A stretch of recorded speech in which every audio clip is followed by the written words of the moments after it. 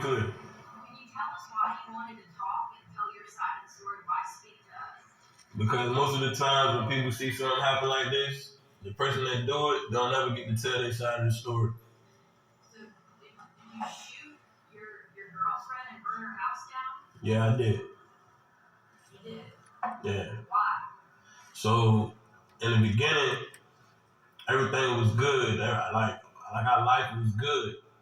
But the whole reason they kind of switched it up was like a week ago when one of her parents tried to get involved in our relationship and tried to turn her away from me or like ask about me and how I provide for her when I was providing very well.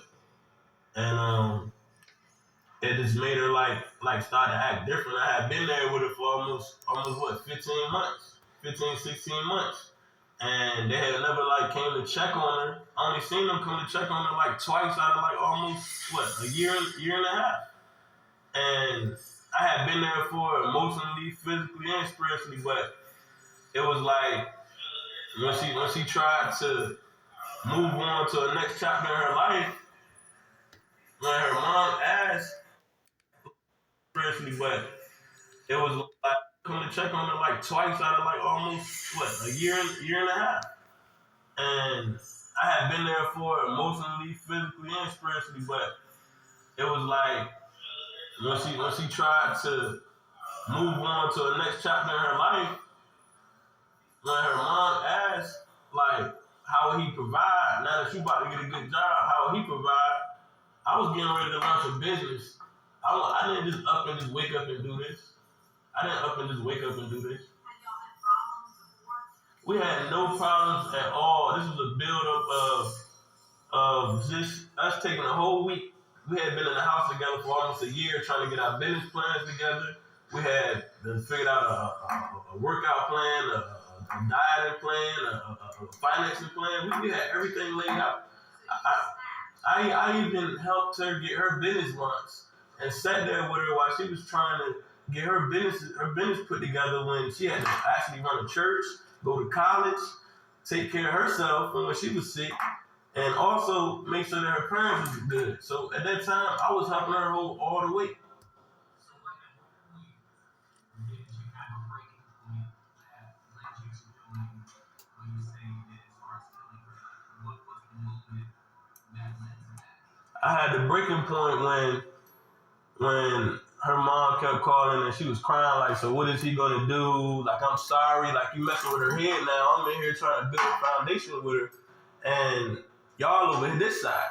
So when she was getting ready to start a new job, it was like her attitude started to switch because she listening to them, but they don't know she was crying and on the floor and everything before she even talked to them.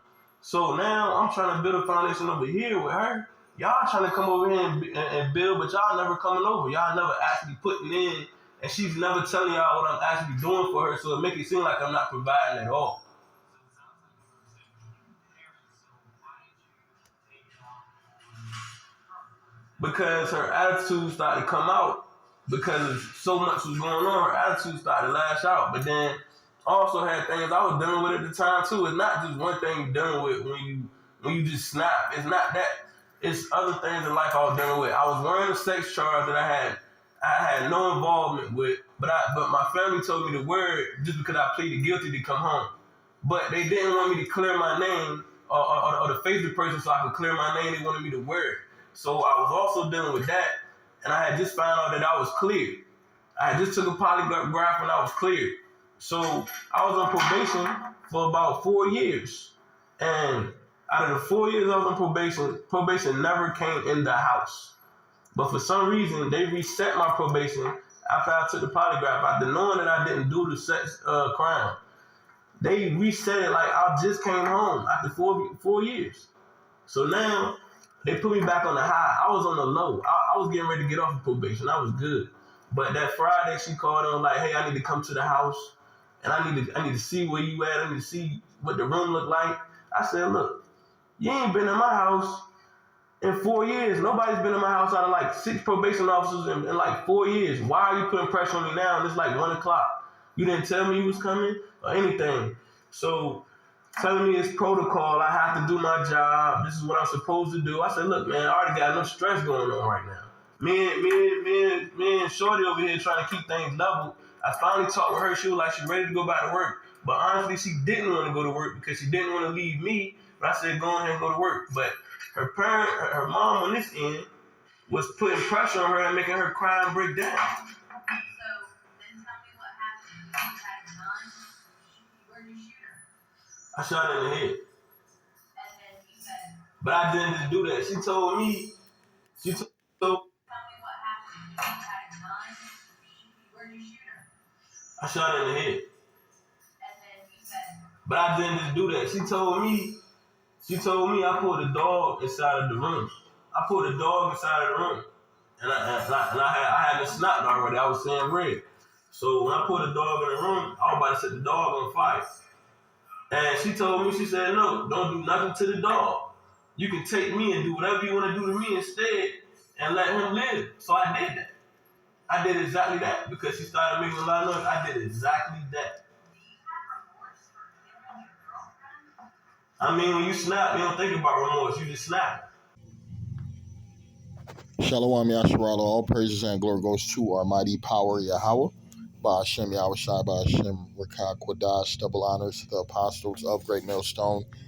Salutations to the elect men feeding the sheep of Yahweh, Ba'ashem Yahweh Shai, in sincerity and in truth with this great gospel coming out of the Bible. And welcome to the end of days, the end of days. Like the Bible said, where the love of many shall wax cold. Love of many shall wax cold, man. The spirit of hate has increased on the face of the earth. That's what you're dealing with. This is what happens when you don't have the spirit of the Lord in you. When you're not being guided by the laws and statutes of Yahweh Hashem Yahweh Shai. You don't mind killing your woman. You don't mind killing your brother. You don't mind being a wicked, adulterous, evil person. And that's why the Bible said our people are sick. Our people are sick, man. Matter of fact, let me go to that right quick. You got these Jakes, they so busy giving all their fucking strength to their women that what happened? The Lord is bringing that judgment upon them because the Lord didn't send you down here to be a lover boy, to be trying to find your life. What are you talking about? Setting up a business with his wife. Here we are prophesying the end of this fucking kingdom, and you niggas talking about setting up businesses with your woman. Yeah, they ain't talking about returning to the laws. They ain't talking about returning back to the Lord. So you already know there's no sympathy when these things happen, man. We use these to show you what the judgment of Yahweh Hashem Yahweh Shai, man. Let me go to this right quick. Let me bear with me.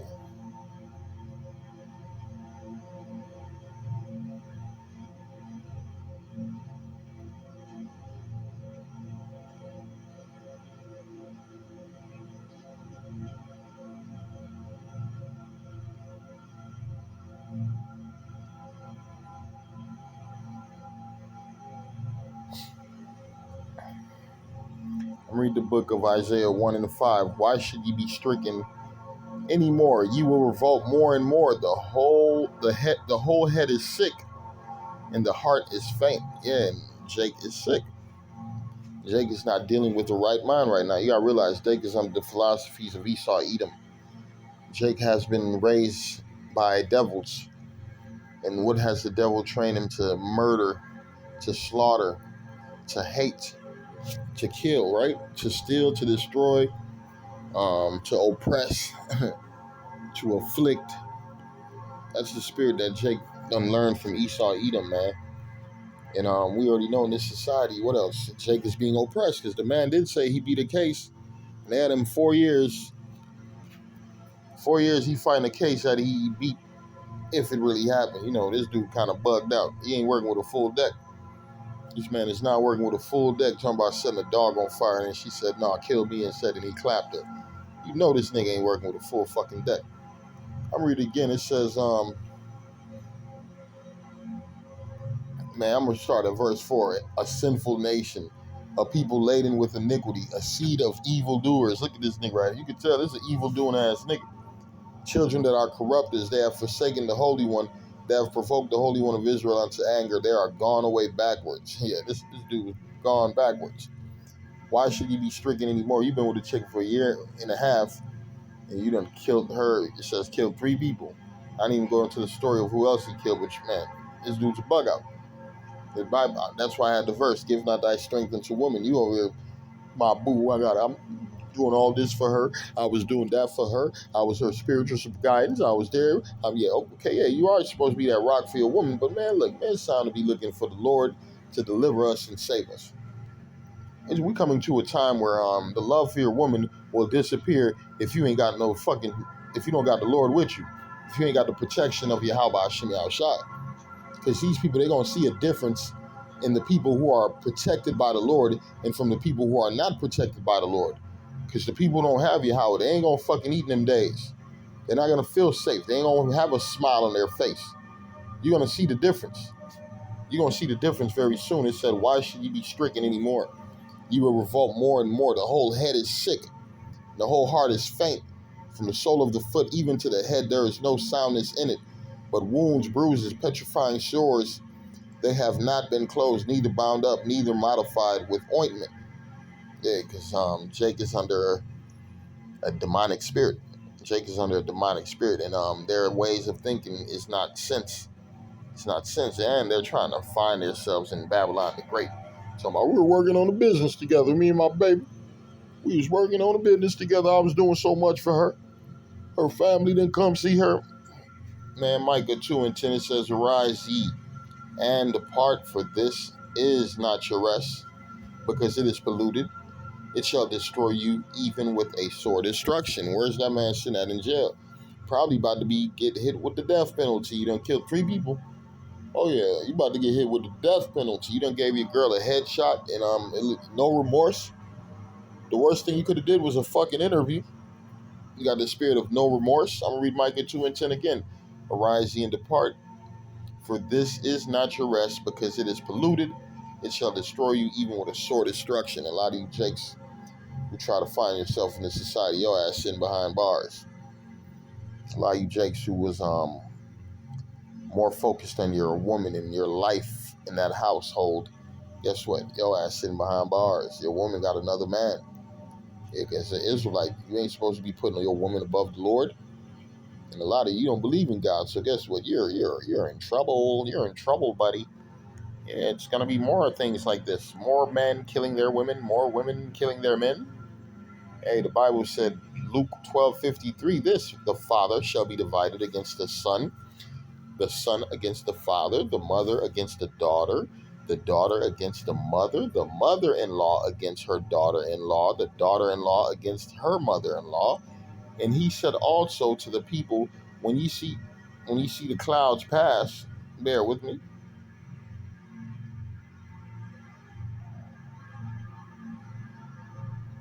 Bear with me. Let me go back. This is it. The Father. Let me get the right verse. Bear with me. Yeah, sir. Here we go. Matthew 10:34.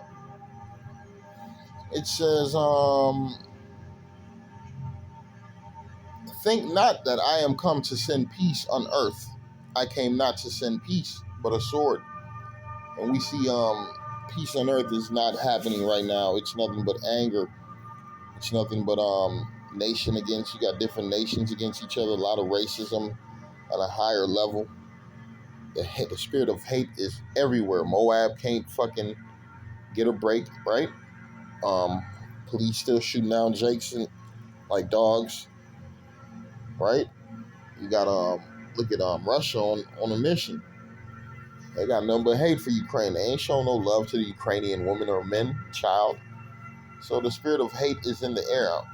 And in these households, man, these relationships are at an all-time destructible. They're in a stage of destruction. Because the man ain't getting along with the woman ain't getting along with the man. That spirit of love has disappeared. They both shoot the spirit of pride in that house. The spirit of jealousy. He's jealous of her. She's jealous of him. I'm reading, says, think not I am come to send peace on earth. I come not to send peace, but a sword. For I am come to set a man at variance against his father, and daughter against her mother, and daughter-in-law against her mother-in-law. And a man's foes shall be they of his own household. I'm gonna read that again. And a man's foe shall be they of his own household. He that loveth father or mother more than me is not worthy of me, and he that loveth son or daughter more than me is not worthy of me. Yeah, you men, get your minds out of your households. Get your mind out of that woman. Don't forget, it's your duty to take care of your children. It's your duty to be there for your wife and love your wife. But guess what? The Lord comes first, man. Yahweh Shemi Al-Shai is calling men to this gathering. He's knocking at your doorsteps. He's knocking at your door. You know what happens if you don't open that door? You know what happens if you don't open the door when the Lord knocks? Man, only thing left for you is destruction. Only thing left is for destruction. I'm going to go to the book of Revelation 3 verse 20. Behold, I stand at the door and knock. If any man hear my voice and open the door, I will come in to him and will sup with him, and he with me. To him that overcometh will I grant to sit with me in my throne, even as I also overcame and am sat down with my Father in his throne. Right? He that have ear, let him hear what the Spirit saith unto the churches, man. And everybody got ears, but not everybody got understanding of the scriptures. And we could tell these jakes out here, they don't have no understanding of the scriptures. That's why their lives is so topsy-turvy, so miserable, man. That's why so many of these niggas are in jail. That's why so many of them are in a wooden box, all right? And it's only going to get worse.